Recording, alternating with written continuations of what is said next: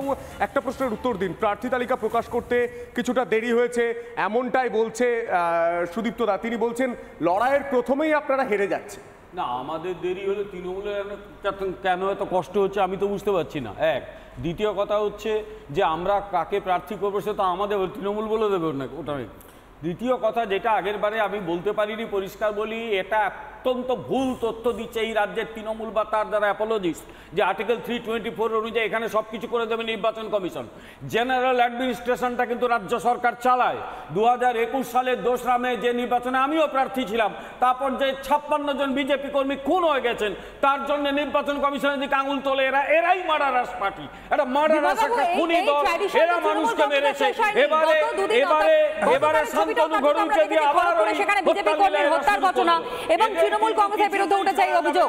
কোথাও গিয়ে কেন এখনো পর্যন্ত এই রাজনীতি, এই ট্র্যাডিশন, এই ঐতিহ্য শেষ করতে পারছে না তৃণমূল কংগ্রেস? বিমল বাবু, ভয়টা কোথায় তাহলে? এরা এখান থেকে বেরোতে পারবে না, তার কারণ এই দলটা খুনোখুনির ওপরেই দাঁড়িয়ে আছে, এই দলটা ক্রিমিনালদের ওপর দাঁড়িয়ে আছে, এই দলটা দাঁড়িয়ে আছে সম্পূর্ণ মাসলম্যানদের ওপরে, তারাই এদের জেতাবে। এরা যদি সাধারণ মানুষের হাতে ছেড়ে দেয় ভোটটা, সাধারণ মানুষ এদের উৎখাত করে দেবে। কিন্তু আবার আমি বলি সবকিছু একটা শেষ আছে, অত্যাচারের একটা শেষ আছে। কিছু মানুষকে কিছুদিন বোকা বানিয়ে রাখা যায়, সব মানুষকে সবদিন বোকা বানিয়ে রাখা যায়। তার পরিবর্তন তাহলে কত হবে? রাজ্যের মানুষ তারা তো শান্তি চায়, সন্ত্রাস মুক্ত ভোট চায়। আগে এই দলটা উত্তর দিক, এতগুলো লোকের রক্ত কেন ঝরলো? সুদীপ্ত দা উত্তর রয়েছে। দেখুন, এই ইলেকশনটা কেন ইলেকশন বাংলায় দেখা যায় বাংলার মানুষ একটু ইলেকশন কেন্দ্রিক অ্যাক্টিভ অন্যান্য রাজ্যের তুলনায়। তৃণমূলের লোকেরা হয়েছে, বিজেপির লোকেরা করেছে, বিজেপির লোকেরা করেছে। যে কোনো খুনি, যে কোনো প্রাণহানি কখনো সমর্থনযোগ্য না, যে কোনো প্রাণহানি সমর্থনযোগ্য না। আপনাকে একই ছবি, বিধানসভাতেও একই ছবি, লোকসভা শুরুতেও একই ছবি। এটা একটা মার্ডারাস পার্টি, এটা একটা খুনে দল। কি খুনে দলটা সমাজে থাকে না? কি আমাকে যদি বলতে election commission total administration, election পরিচালনা রিলেটেড, শান্তি বজায় রাখা রিলেটেড সমস্ত কিছু ডিসিশন নিতে পারে, অ্যাডমিনিস্ট্রেটিভ ডিসিশন নিতে পারে ইলেকশন কমিশন। আর্টিকেল 324 সেটা পরিষ্কার বলে দিই। অবশ্যই অবশ্যই সে ডিজিকে আমরা দেখেছি 3টে ডিজিকে বদল করেছে, সে তার হাতে অ্যাডমিনিস্ট্রেশনের যথেষ্ট ক্ষমতা দেওয়া আছে যতক্ষণ ইলেকশন মোড অফ কন্ডাক্ট চলবে। দেবাশিস দা, আপনার কি মনে হয়? দেবাশিস দা, আপনার কি মনে হয় এই রাজনৈতিক খুন, এই রাজনৈতিক হিংসা, এই ভোটে মানুষ ঠিক করবে তার গণতান্ত্রিক উপায়ে যে আমি কাকে ভোট দেব, কোন ইস্যুতে ভোট হবে? দুর্নীতির ইস্যু যখন সামনে আসছে সেই ইস্যুকে ঘুরিয়ে দিতে কি এত রক্ত ঝরছে? 1 মিনিট বলার সুযোগ দেবে। আমি বিমলদার কথা থেকে শুরু করছি। বিমলদা বললেন কিছু মানুষকে কিছুদিন বোকা বানানো যায়, সব দিন বোকা বানানো যায় না। বিমলদা একদম ঠিক বলছেন যে আজকে আমি এক্ষুনি দেখছিলাম যে কি সুন্দর তৃণমূল বিজেপির মধ্যে লড়াই চলছে। মানে বিমলদা খুব উত্তেজিত হয়ে বললেন মার্ডারার পার্টি। কিন্তু বিমলদা, এই মার্ডারার পার্টি থেকেই তো আপনারা লোক নিয়ে ইলেকশনে দাঁড় করাচ্ছেন। এই আপনার কথা শুনে আমার সেই মনে পড়ে যাচ্ছে অজিত পাওয়ারের কথা, যার কাছে 70,000 কোটি টাকার কেলেঙ্কারি, 25,000 কোটি টাকার কেলেঙ্কারি। সেই অজিত পাওয়ারকে আপনারা জেলের ভাত খাওয়াচ্ছিলেন, সেই অজিত পাওয়ারকে তুলে নিয়ে চলে এসেছেন। আজ আপনারা একইভাবে যে তৃণমূল, সত্যি তৃণমূল মার্ডারার, সত্যি তৃণমূল দুর্নীতিপরায়ণ, তৃণমূলের থেকে লোক তুলে এনে আপনারা তো ইলেকশনে দাঁড় করিয়ে দিচ্ছেন। যে তৃণমূলের টিকিট পাচ্ছে না তাকে আপনারা তুলে বিজেপিতে দাঁড় করাচ্ছেন। এই যে জায়গাটা ভুল তত্ত্ব হতে পারে, অর্জুন সিং হয়তো ভুল, আপনি দেবেন, অর্জুন সিং হয়তো ভুল, তাপস রায় হয়তো ভুল। মানে আজকে মানুষকে আমি একটু ইন্টারাপ্ট করবো আপনার এই প্রসঙ্গে, তো একটু বলি যে আপনি বলছেন তৃণমূল কংগ্রেসের যারা দুর্নীতিগ্রস্ত বিজেপি নাকি তাদেরকে নিয়ে নিচ্ছে, তার মানে আপনারা স্বীকার করছেন তৃণমূলে তাহলে দুর্নীতিগ্রস্ত লোকরা ছিল? আমরা কেন পশ্চিমবঙ্গের মানুষের কাছে এটা প্রতিষ্ঠিত তৃণমূল কংগ্রেসের দুর্নীতি কিন্তু এখানে প্রশ্ন আছে। আমি একটু বক্তব্য শোনাই।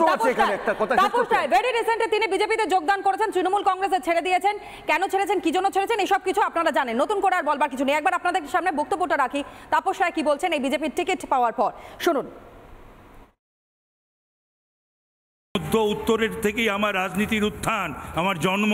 আমি মধ্য উত্তরের ভূমিপুত্র। আমি এখানকার বহু নির্বাচনে আমি লড়েছি। আমি এখানে 10 বছর কাউন্সিলর ছিলাম, 10 বছর এমএলএ ছিলাম এই মধ্য উত্তর থেকে।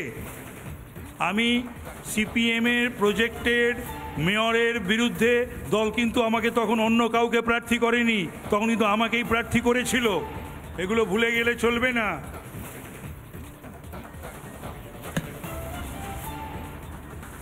আমি উড়ে এসে জুড়ে বসিনি মধ্য উত্তর কলকাতায়।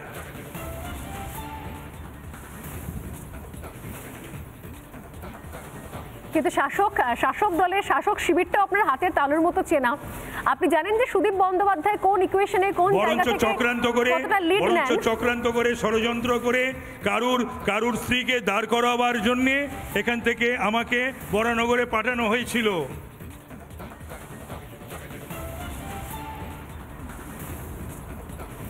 অর্থাৎ শুধুমাত্র বন্দ্যোপাধ্যায় পরিবার মানে সুদীপ বন্দ্যোপাধ্যায় তার স্ত্রী নয়না বন্দ্যোপাধ্যায়কে টিকিট দেওয়ার জন্যই আপনার কেন্দ্র বদল করানো হয়েছিল?